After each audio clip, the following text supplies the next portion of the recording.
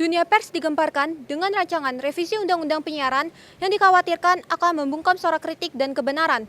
Pasal 50B ayat 2 huruf C dalam revisi Undang-Undang Penyiaran melarang penayangan eksklusif konten jurnalistik investigasi yang membelenggu jurnalis untuk menyampaikan informasi kepada publik. Terkait pasal itu ya tentu memberatkan bagi insan pers ya, termasuk insan pers yang berada di media-media besar dan juga ya dalam lingkup massa sendiri, yaitu pers mahasiswa. Dewan Pers menilai pasal tersebut bisa menghambat konten jurnalistik yang berkualitas dan bertentangan dengan pasal 28 Undang-Undang Dasar 1945 dan pasal 4 ayat 2 Undang-Undang Nomor 40 Tahun 1999 tentang pers agar tidak dikenakan sensor dan pelarangan penyiaran.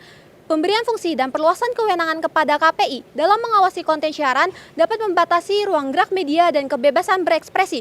Oleh karena itu, hal ini bertentangan dengan pasal 28F, pasal 31 ayat 1, dan pasal 32 Undang-Undang Dasar 1945 tentang pemberian jaminan hak kepada masyarakat dalam mengakses informasi dan komunikasi. Dari sekarang nih, mumpung masih rancangan dan belum disahkan, maka kita masih punya waktu untuk melawan, jadi ya kita harus melawan RUU tersebut untuk dibatalkan ataupun direvisi. Selain pendapat Dewan Pers dan KPI terkait revisi ini, kami juga mewawancarai beberapa lembaga pers mahasiswa mengenai hal tersebut, seperti Era FM, Didaktika, Red Soldier, Sigma TV UNJ, Tim Aksi Pandawa, dan Pasukan Biru.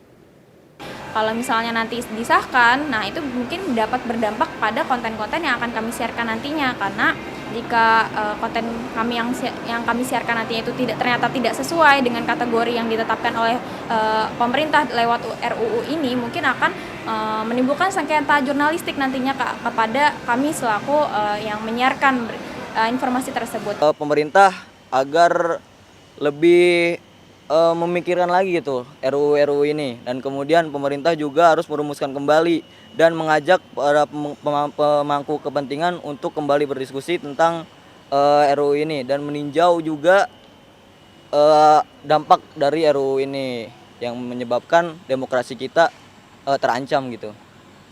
Oke, di sini memang ada beberapa langkah, tapi saya akan menyebutkan 2 langkah aja. Yang pertama itu adalah membuat konten jurnalistik yang membahas tentang pentingnya investigasi dalam jurnalisme. Kenapa? Karena ketika investigasi berarti data yang didapatkan itu dapat divalidasi.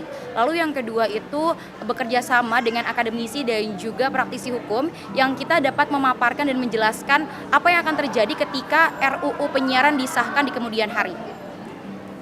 Jadi kita ya harus terus menyuarakan dan mengawal sampai RUU penyiaran ini dibatalkan. Pers mahasiswa mengingatkan pemerintah untuk menjaga kebebasan pers sebagai pondasi demokrasi dan transparansi. Diharapkan pemerintah mampu menegakkan demokrasi melalui revisi undang-undang ini dan tidak merugikan masyarakat. Saya, Dwi Kartika Wulandari, dan segenap kru yang bertugas, Sigma TV melaporkan.